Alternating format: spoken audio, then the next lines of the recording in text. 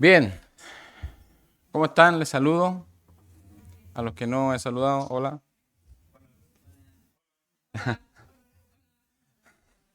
¿Están grabando ya? ¿Sí? Saludo a la gente que nos ve. Ah. Vamos a orar entonces para comenzar este tiempo de escuela dominical. Oramos. Gracias, Padre, por un día más poder estar reunidos. Gracias por un día que nos brinda, por haber despertado. Y, Señor, permite que nuestros corazones estén dispuestos a recibir de ti, a aprender de ti, de tu palabra, de lo que tú nos quieres enseñar. Gracias, Señor, por este momento, porque podemos estar en comunión, podemos tener la alegría y el gozo de compartir con los demás que también creen en ti. Gracias, Señor. Enséñanos por tu palabra a los niños, a los adolescentes, a todos, que seamos instruidos por ti. Gracias, Señor, por este tiempo. En el nombre de Jesús. Amén. Bien, ya saben qué ocurre en este momento. Sí, vayan nomás. No es necesario que les diga, si ya saben.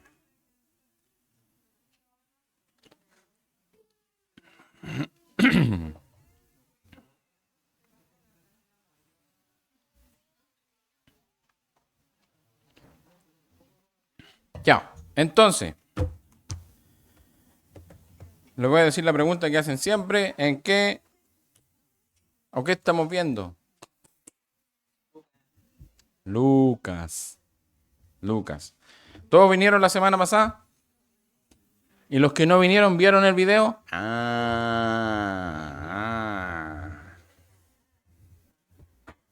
Para eso están los videos. Para ir masticando durante la semana la predicación, la escuela dominical. Porque uno escucha aquí, pero créame que cuando lo escuche de nuevo, va a decir, oh, eso yo no lo escuché el domingo. Haga la prueba. Y va a darse cuenta de que cuando lo vea el video, ah, por eso es bueno revisar un poquito, un ratito y va poniéndose al día con lo que estamos viendo. Entonces, capítulo, bien, con confianza. 22. Pero vamos a revisar el último versículo, porque de ahí vamos a partir. ¿Qué está sucediendo en la historia de Lucas en estos momentos? Repasemos un poquito. ¿Qué pasó el capítulo 19? Están buscando ahí los títulos. A ver, ¿qué dice el título? ¿Qué dice el título?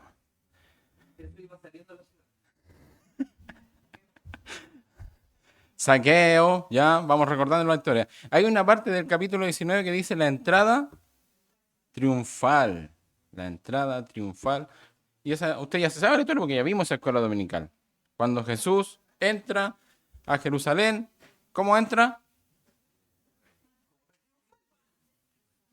Pero ¿cómo técnicamente? En un burro, en un pollino, claro. Y la gente lo recibe con rama. Como que era el Mesías. Eso estaban diciendo. Eso fue el lunes. No el lunes de esta semana, el lunes de esa semana que estamos estudiando. Ahora estamos llegando porque, ¿qué pasó después en el capítulo 20? Cuando entra en el templo, ¿qué pasa con Jesús? ¿Qué hizo en el templo? Cuando entró y había qué cosa. Exactamente. Se enojó y desarmó todo el asunto comercial que había ahí, la mafia, digámoslo directamente, que había en el templo mismo. No voy a decir eso para que no escuchen los hermanos que están viendo el video. Eso sucedió entonces cuando entró Jesús en el templo. Y después de eso, ¿qué hizo Jesús? Él enseñaba en el templo mismo. ¿Qué pasaba con esta fecha? Había mucha gente en aquel lugar. ¿Por qué? Venía la Pascua. ¿Cómo entonces todo se va inclinando y arreglando para lo que viene? Y lo que viene El título en sus Biblias, no sé cómo dice en la suya, en mi Biblia dice el complot para matar a Jesús. Nos estamos encaminando entonces a la recta final de la vida de Jesús. El evento más importante de toda la Biblia. Porque la Biblia en el Antiguo Testamento anunciaba esto y después los apóstoles también recordaban lo que sucedió aquí. Entonces vamos a ir viendo qué es lo que va a pasar, cómo esto se entreteje, cómo se entrelaza, cómo se va dando todo este asunto. Vamos a leer entonces para tener el contexto en nuestra mente y vamos a ir estudiando cada versículo y vamos a ir viendo algunos detalles. Les dije del versículo 37 para tener todo el contexto bien. Versículo 37 entonces del 21 dice, y enseñaba de día en el templo y de noche saliendo se estaba en el monte que se llama de los Olivos. Y todo el pueblo venía a él por la mañana para oírle en el templo. Estaba cerca la fiesta de los panes sin levadura, que se llama la Pascua. Y los principales sacerdotes y los escribas buscaban cómo matarle, porque temían al pueblo. Y entró Satanás en Judas, por sobrenombre Iscariote, el cual era uno del número de los 12. Y este fue y habló con los principales sacerdotes y con los jefes de la guardia de cómo se lo entregaría. Ellos se alegraron y convinieron en darle dinero. Y él se comprometió y buscaba una oportunidad para entregárselo a espaldas del pueblo. Llegó el día de los panes sin levadura, en el cual era necesario sacrificar el cordero de la Pascua. Y Jesús envió a Pedro y a Juan, diciendo, id, prepararnos la Pascua para que la comamos. Ellos le dijeron, ¿dónde quieres que la preparemos? Él les dijo, he aquí, al entrar en la ciudad, os saldrá al encuentro un hombre que lleva un cántaro de agua. Seguidle hasta la casa donde entrare, y decid al padre de familia de esa casa, el maestro te dice, ¿dónde está el aposento donde he de comer la Pascua con mis discípulos? Entonces él os mostrará un gran aposento alto, ya dispuesto, preparad allí. Fueron pues, y hallaron como les había dicho, y prepararon la Pascua. Hasta ahí vamos a leer. Ya tenemos entonces la noción de lo que está sucediendo. Leímos el versículo 37 entonces. Jesús estaba de día, ¿dónde? En el templo. Y de noche se iba al hotel Monte de los Olivos. Ahí pasaba la noche Jesús. Recordemos que ahí no había electricidad, no había luz, no había nada, así que era todo muy oscuro. Es un detalle aparte.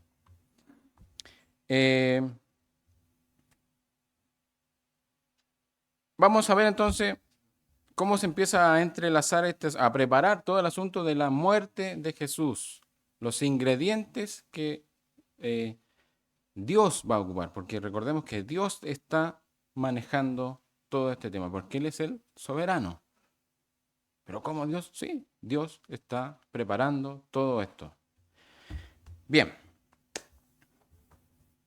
Dice que todo el pueblo venía a él por la mañana para oírle en el templo. Esa era la rutina que estaba sucediendo desde que él entró a Jerusalén, en la entrada triunfal, echó a los vendedores en el templo, como que los purificó, dice la palabra. Entonces el pueblo iba y lo escuchaba. Lo escuchaba durante el día. Y esas son las enseñanzas que hemos visto. Vimos la semana pasada y la anterior escuela de Miguel, la última del año pasado, la segunda venida, etcétera. Todas las enseñanzas que hemos visto, todas fueron dadas ahí en el templo para todo el pueblo. Esa era la rutina, pero llega este día y dice, estaba cerca la fiesta de los panes sin levadura. Entonces nos está dando el parámetro de lo que está sucediendo, en qué estamos, qué es lo que viene, está lleno de gente. ¿Y qué es la fiesta de los panes sin levadura? Dijimos delante la Pascua. ¿Y qué es la Pascua? ¿Qué era? ¿Qué fiesta era? ¿Se acuerdan? ¿Recuerdan cuando vimos Éxodo? ¿Estaban aquí? Bueno, los que estaban, ¿recuerdan Éxodo? Ahí vimos la primera Pascua. ¿La inventó el hombre? No. Dios les dijo, esto van a hacer, esto, esto y esto. ¿Qué cosa era?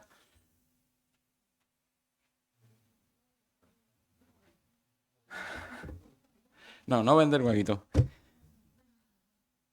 El pueblo de Israel estaba esclavo en Egipto. Y hubo un proceso largo y doloroso para los egipcios para que ellos salieran. Las plagas, ¿recuerdan? Y la última plaga, ¿cuál era? Exactamente, la muerte del primogénito. Para evitar esta muerte, ¿qué debían de hacer los israelitas? Sacrificar un cordero y con esa sangre pintar exactamente. Todo rojito, rojito. Y el ángel de la muerte miraba la sangre, aquí no. El que se olvidó o el que no hizo caso, le fue mal. Entonces, esa era la fiesta de los panes sin levadura. ¿Por qué debían comer eso? ¿No se acuerdan? Para recordar la esclavitud, ¿se acuerdan? Exactamente. Tenemos ya eso en nuestra mente. Entonces, esa es la fiesta que estamos recordando. Habían otras fiestas más que celebraban los israelitas, pero esta era una de las tres principales fiestas que ellos tenían. Las otras fiestas eran la de Pentecostés y la otra fiesta era la fiesta de las enramadas, que eran como las principales. La de los panes sin levadura, la Pascua, o la Pentecostés y la fiesta de las enramadas.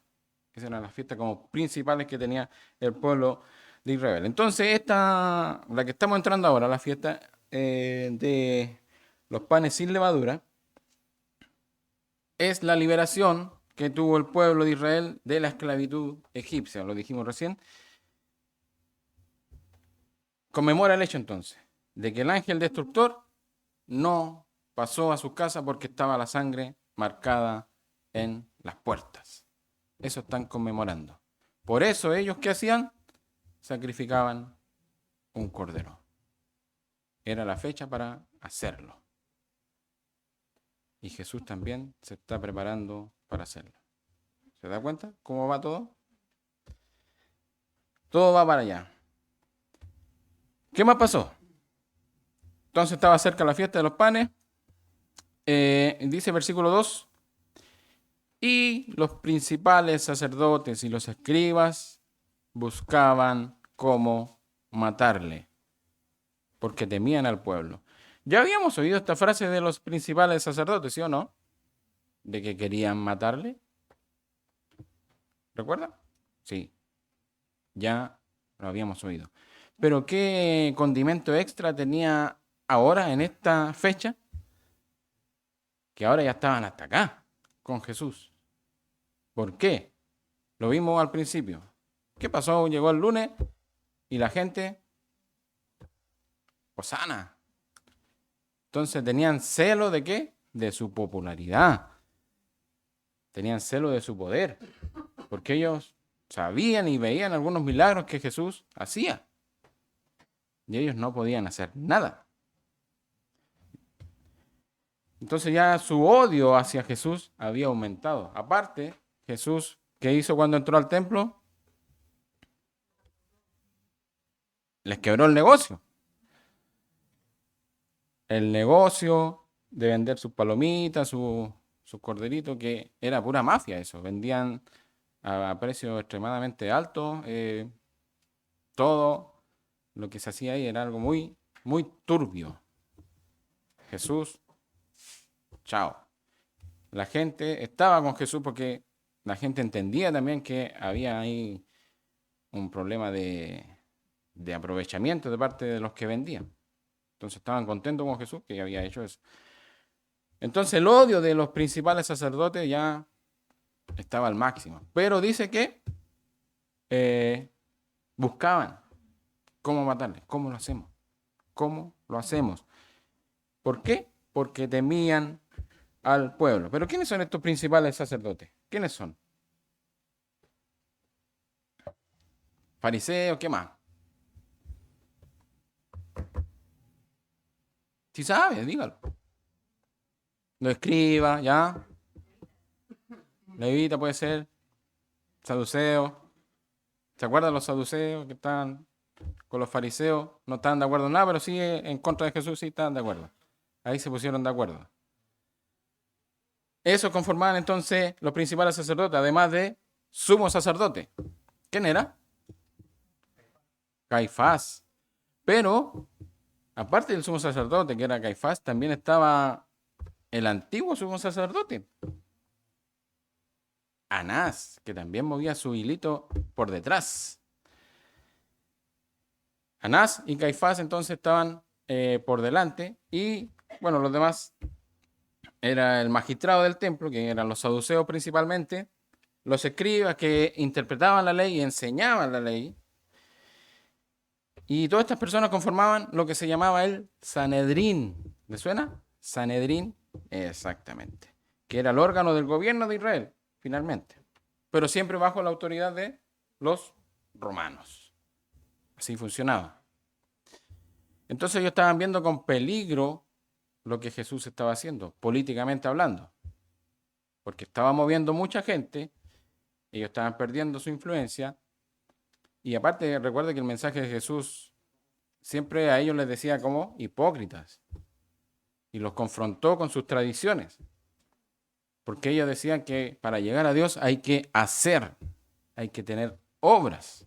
Esto tienes que hacer para agradar a Dios. Jesús decía, no, tienes que arrepentirte. Arrepiéntete, porque Dios da la salvación. Entonces ahí había una lucha tremenda de conflicto entre los principales sacerdotes y Jesús. Entonces tenían celo de su poder, de su popularidad, odiaban su mensaje, obviamente, porque ellos querían que la gente estuviera ahí sometida a las tradiciones de ellos, y Jesús decía, no, eso no hay que hacer. Y tenían esta necesidad entonces de capturarlo. Y vamos a ver lo que dice, mire, porque este evento también sale en otros evangelios. Así que vamos a Juan. Vamos a ver qué dice Juan.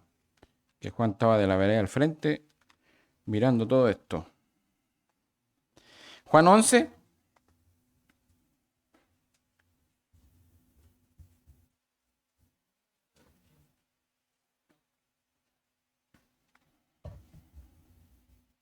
Juan 11, versículo 47.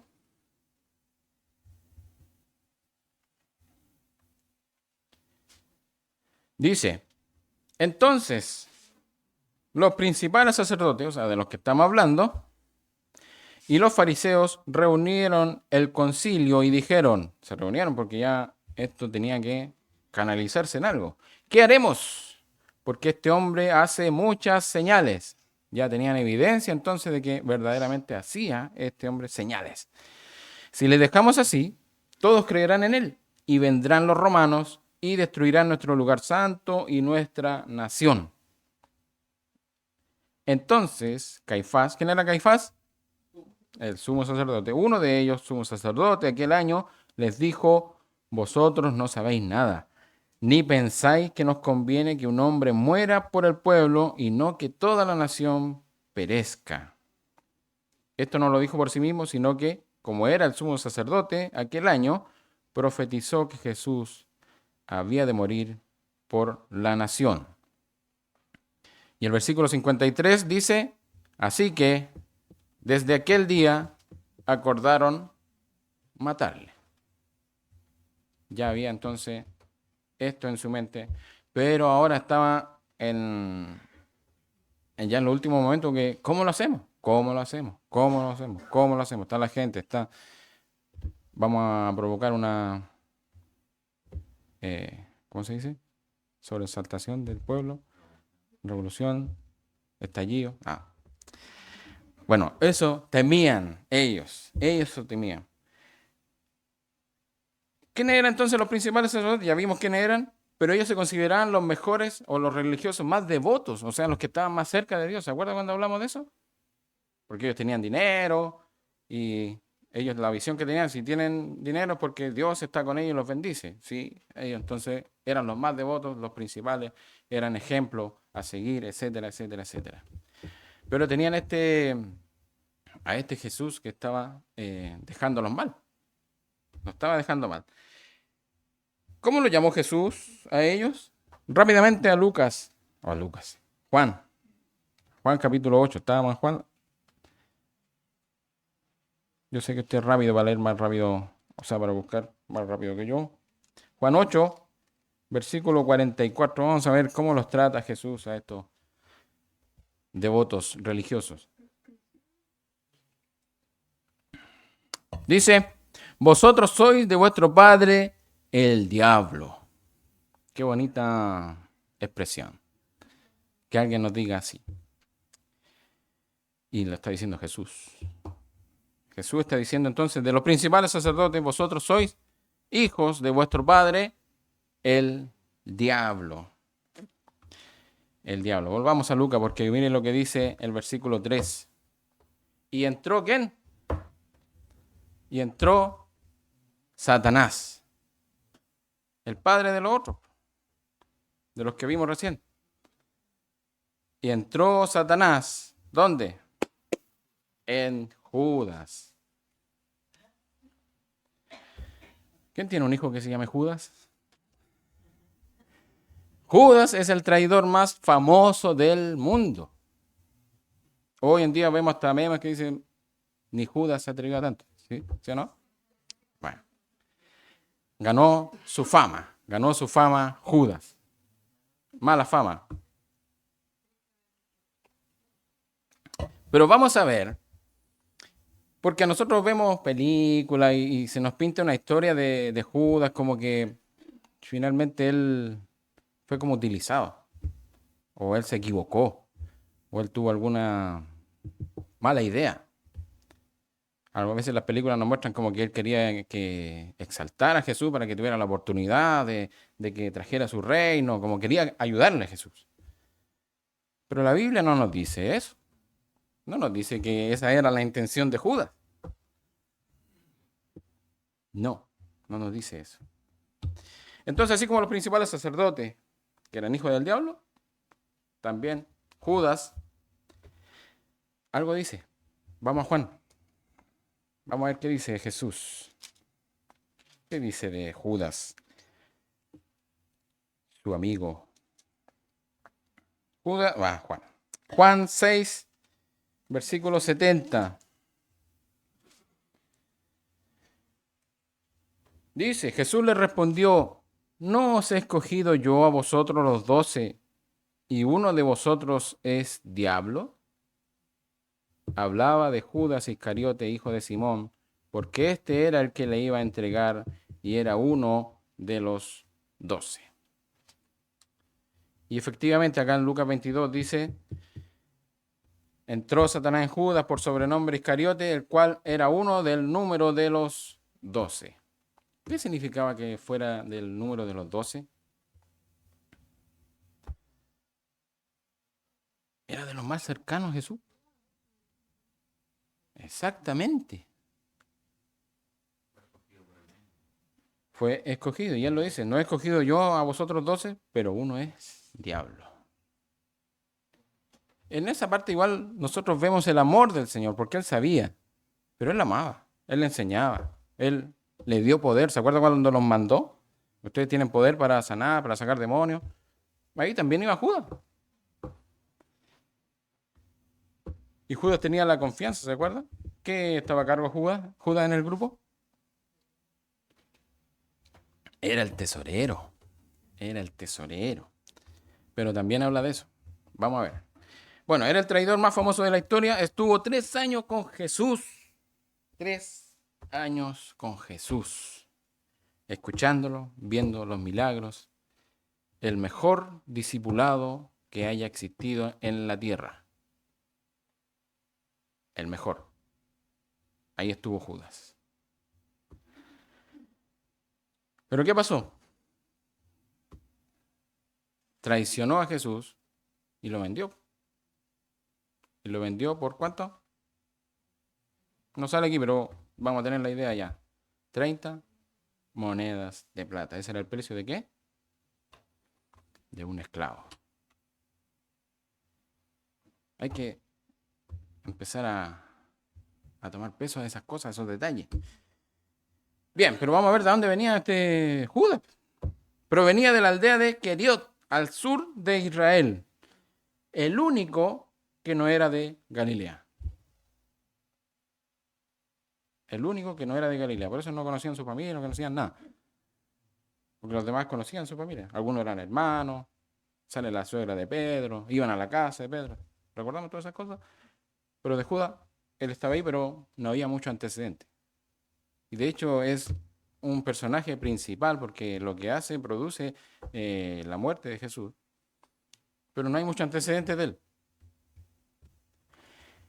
Pero no lo miremos con tanta compasión porque él no era tan bueno como a veces pensamos. Y como incluso a veces nosotros hablamos de nosotros o pensamos de nosotros que somos, no, somos buenos porque no andamos matando gente. Pensamos así, la gente piensa así, que uno no es bueno porque uno trabaja, no anda robando. Pero lo bueno de la gente no se ve así. ¿Qué hizo este Judas? Versículo 4. Y este fue. Nadie lo llamó. ¿Quién tomó la iniciativa? La iniciativa fue él. Y este fue y habló. ¿Con quiénes? Con los que vimos recién. Los principales sacerdotes. Él tomó la iniciativa. Vamos a ver lo que dice Mateo. Para tener otra perspectiva. Porque Mateo estaba arriba del árbol cuando estaba viendo todo esto. Vamos a ver qué vio Mateo. Dice Mateo capítulo 26.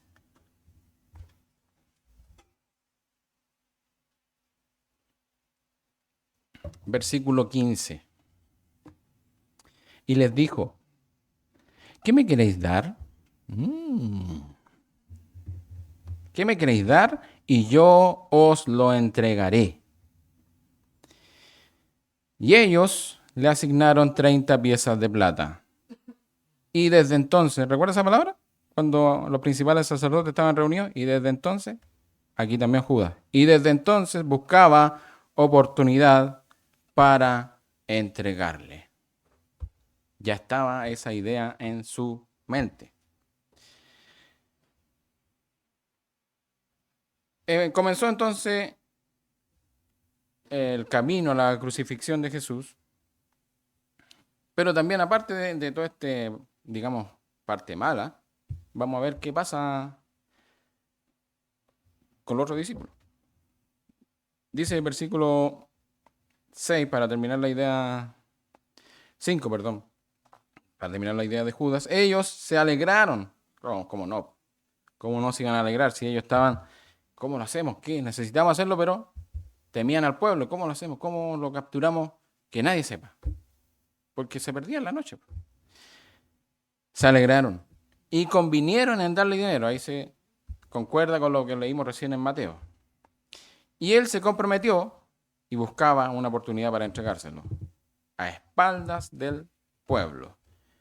Dice entonces, llegó el día que estábamos hablando, de los panes sin levadura, en el cual era necesario sacrificar el cordero de la Pascua. ¿Se ve ese detalle? Era necesario sacrificar el cordero de la Pascua. ¿Qué dijo Juan el Bautista de Jesús? He aquí el cordero que quita el pecado del mundo. Y dice, y Jesús envió a Pedro y a Juan diciendo, ¿qué va a preparar? Laura. ¿Qué va a preparar Pedro y Juan? La Pascua. La Pascua. Dice, prepararnos la Pascua para que la comamos. Ellos le dijeron, ¿dónde quieres que la preparemos? Entonces fueron enviados a preparar la Pascua, así evitaban que Judas supiera por adelantado dónde estarían. Recordemos que Judas andaba buscando, ¿dónde lo pillo? ¿Dónde lo pillo? Y se dieron cuenta de los detalles que hizo aquí Jesús. Mandó a 2 discípulos, Pedro y Juan. Y mientras los mandaba, le dijo, aquí, acá, acá. Le dio detalles clave. Vamos a ir viendo los detalles. Dice, él les dijo: "He aquí, al entrar en la ciudad, os saldrá al encuentro un hombre que lleva un cántaro de agua". Eso era extraño porque la tarea de llevar un cántaro era de las mujeres. Entonces ellos veían a ver un hombre. Ah, este es. Este es. Veamos la soberanía de Dios en esto. Que lleva un cántaro de agua. Seguidle hasta la casa donde entrare. Y decide al padre de familia de esa casa: el maestro te dice, ¿dónde está el aposento donde he de comer la Pascua con mis discípulos? Y entonces él os mostrará un gran aposento alto, ya dispuesto, preparad allí. Y Judas quedó: "Oh, ¿pero dónde?". No supo. Solo iba a llegar cuando fueran allá. ¿Para qué hizo eso? Para que se cumpliera que Jesús debía morir tal fecha. Y eso lo vamos a ver cuando lleguemos a la muerte de Jesús. Porque todo es perfecto, todo es exacto. Y todos estos detalles muestran cómo Dios va preparando todo. Dios va preparando todo.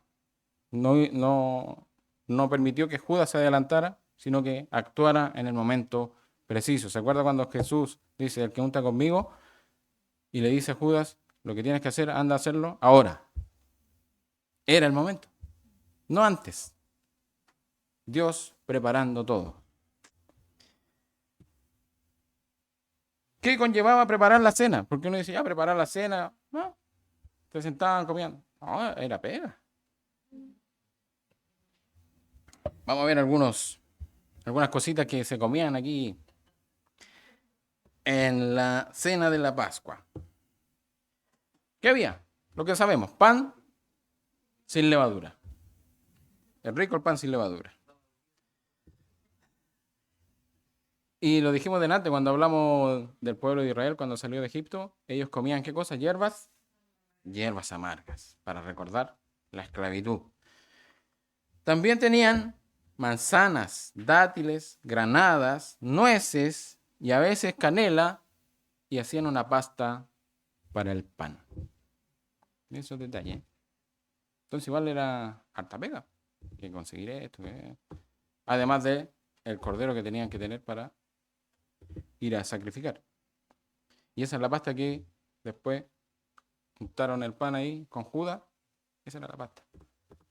Mire. Entonces Dios preparando todo el momento para que ocurriera el milagro de la cruz.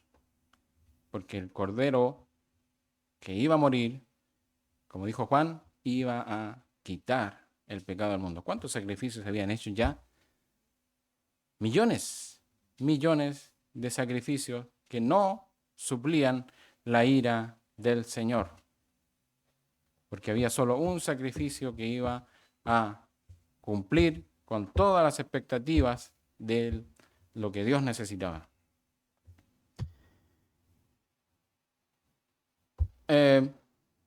Vemos el actuar entonces de estos personajes: principales sacerdotes, Judas, Satanás.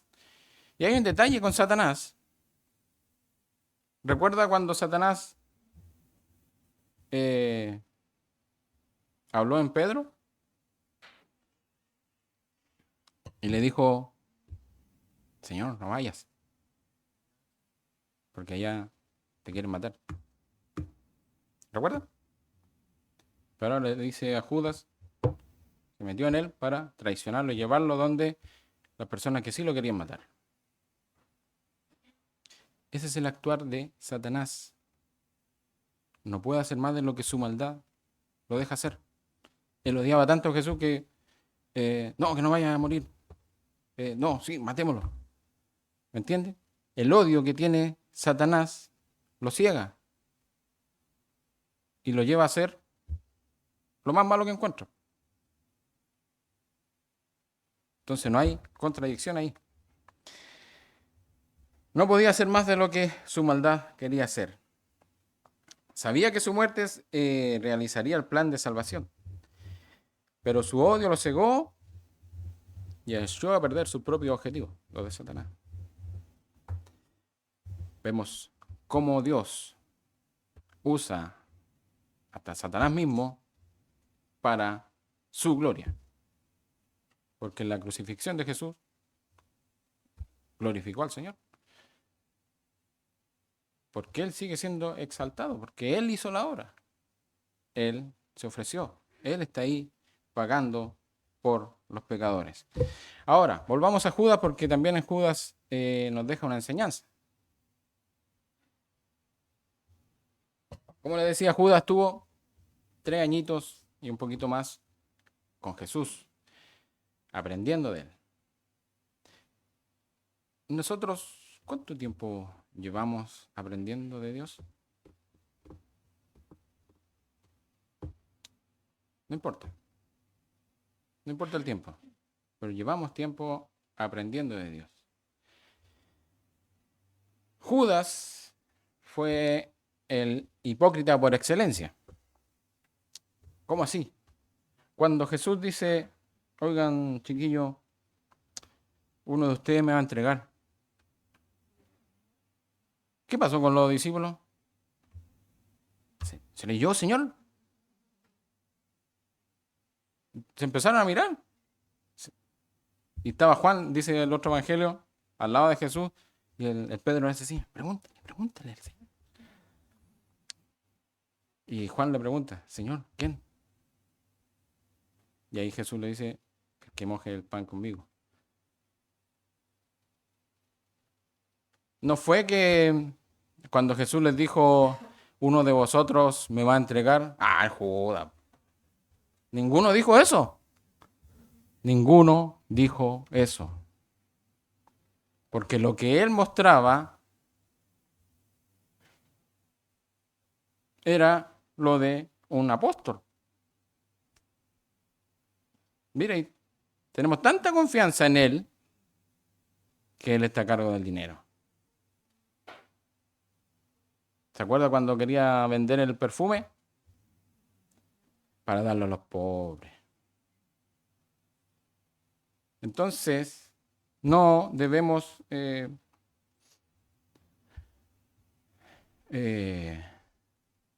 sentir como lástima de Judas.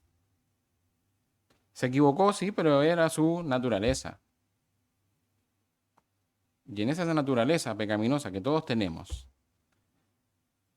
él la hizo andar. Su codicia, él quería obtener cosas. Incluso cuando porque él después se arrepiente, entre comillas, y devuelve las monedas. Lo vamos a ver. Él devuelve las monedas porque dice, he entregado sangre inocente. Pero ese es un remordimiento solamente. Porque dice que entregó, tiró las monedas y después se mató. No era arrepentimiento. ¿Recordamos a Pedro? Pedro también nos jugó muy bonito en esta etapa. Él lo negó. Pero sí hubo arrepentimiento. Dice, lloró amargamente. Entonces Judas nos enseña que era más parecido a lo que decían los principales sacerdotes. Ustedes tienen que hacer esto, hacer esto. No es hacer. Como lo vimos en las conferencias el sábado allá de consejería, la maldad hay que sacarla de raíz. De raíz. No sacamos nada con podar el árbol. Porque vuelve a brotar. El tronquito que está afuera, le sacamos esa ramita, vuelve a salir. Porque está el tronco ahí.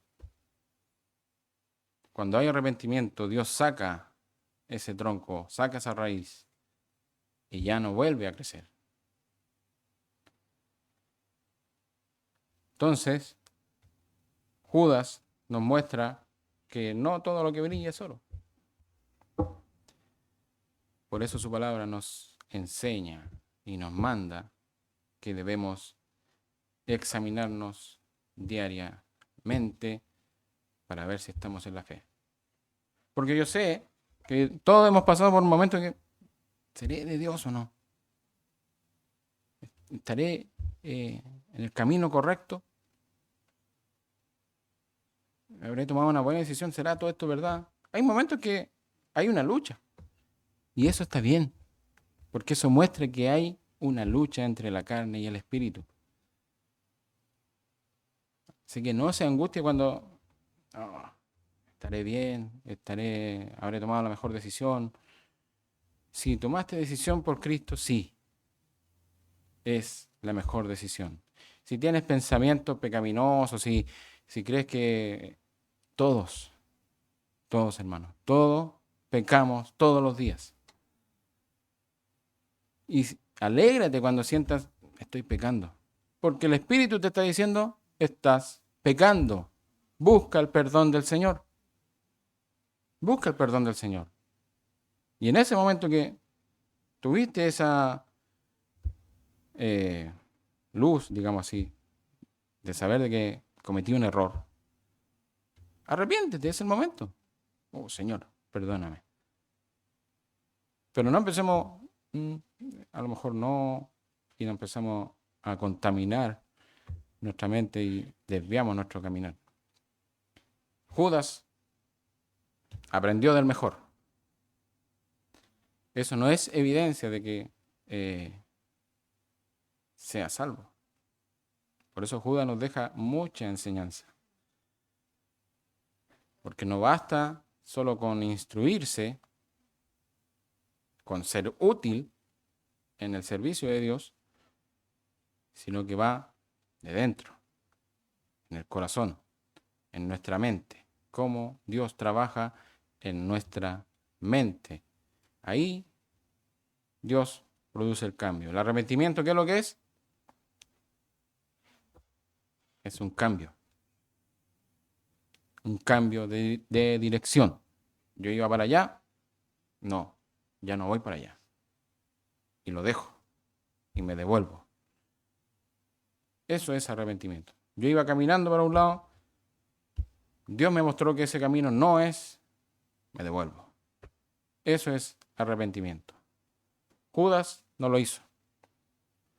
Judas no lo hizo porque Judas le dijeron ese camino no, sigo. Mostrando o mostrándose como discípulo, como pasaba piola entre todos. Era igual que todos, igual que Pedro, igual que Juan, sanaba cuando fue enviado, pero no hubo un cambio en su corazón. Nunca lo hubo. Nunca hubo arrepentimiento. Así que el Señor nos ayude. Esa enseñanza nos deja. Y quedamos preparados entonces para tradicionalmente se dice la última cena, pero podríamos decir la primera. La primera cena instituida por el Señor. Eso lo veremos en el próximo capítulo. Así que tiene que venir. Tiene que venir. ¿Sí? Bien. ¿Cómo les fue a los niños? Excelente. Ya. Vamos a orar entonces. Preguntas. Ya. Oramos entonces para terminar. Te damos gracias, Señor, por tu palabra, por la enseñanza, porque vemos tu mano poderosa y soberana, cómo, Señor, se formaban los caminos para el último camino que era hacia la cruz. Y gracias, Señor, porque todos los detalles nos muestran tu soberanía suprema sobre todas las cosas, Señor. Gracias, Señor, por eso. Gracias por las enseñanzas. Gracias por los personajes que vivieron en aquel tiempo y hoy nos dejan enseñanza a nosotros para seguirte, para honrarte, para buscarte cada día, para que esa necesidad esté en nosotros cada día. Gracias, Señor, por tu enseñanza. Bendice a cada uno de nosotros y que, Señor, nuestro corazón esté dispuesto a servirte siempre. Te damos la gracia en el nombre de Jesús, nuestro Salvador. Amén.